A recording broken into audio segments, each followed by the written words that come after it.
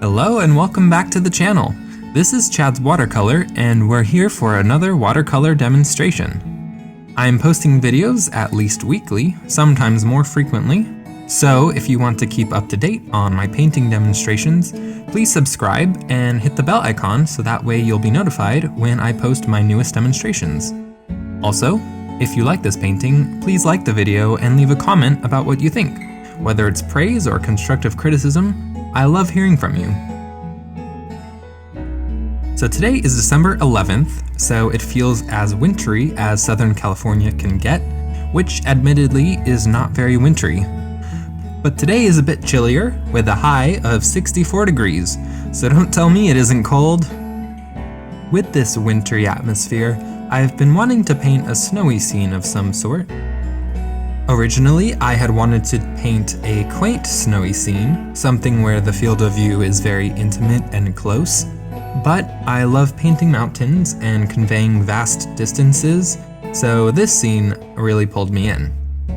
Like my last painting, which I will link in the description box below, I'm using masking fluid so that I can preserve some of those shiny whites for the snow on the trees and some other foreground elements. I showed my sister the final painting, and she asked me if those highlights were indeed watercolor. To which I answered, no, it's just the paper. And that's precisely why I choose to use the masking fluid. You simply get the brightest whites, and for the pleasure of a watercolorist, after painting a whole scene, it feels awesome to retrieve the white of the paper as accents. There's nothing sadder to me than losing accents by accidentally painting over them, so masking fluid feels like a gift at the end of the painting. If there's anything that draws me to oil painting, it would be the ability to lay down whites. For this painting, I stuck to a pretty rigid and limited color palette. I find whenever I do limit myself to a few colors, I dedicate more focus to tonality, so whether it's light or dark, versus hue, or the color. A smaller color palette simply removes some variables that can cloud the intended look, and I find it lends a greater depth of emotion and clarity. So, for the colors that I used, in the majority of the painting I used cobalt blue, ultramarine blue, burnt sienna light, and Hansa yellow deep.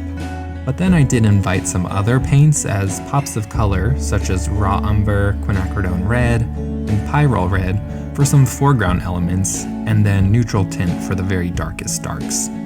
I try to limit my use of neutral tint in the dark areas because sometimes it can make them look a little flat, so I've really tried to restrict it to just those intensely dark areas.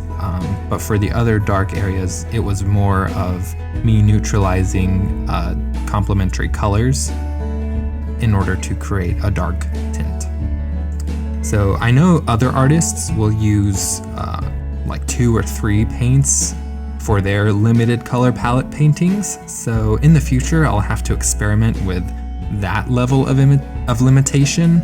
But for now, I like this color use.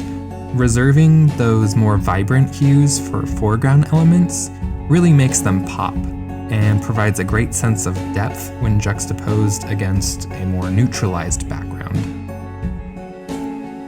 So this canvas is 7 by 10 inch, which is just over half the size of my 12 by 16 canvases, so much smaller.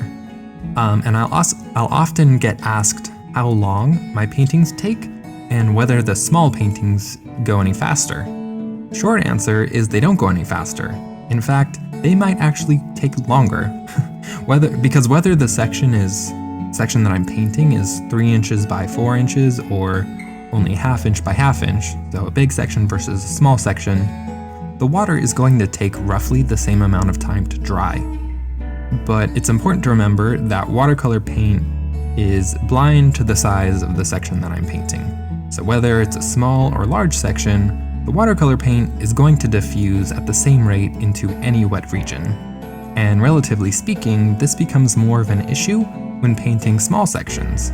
If I'm painting mountains, for example, the paint diffusing just 5 millimeters on the page, past where I want it to stop, could be the equivalent of 20 miles in the scene. Whereas on a large canvas, that same 5mm of diffusion on the page would equate to maybe just 5 miles.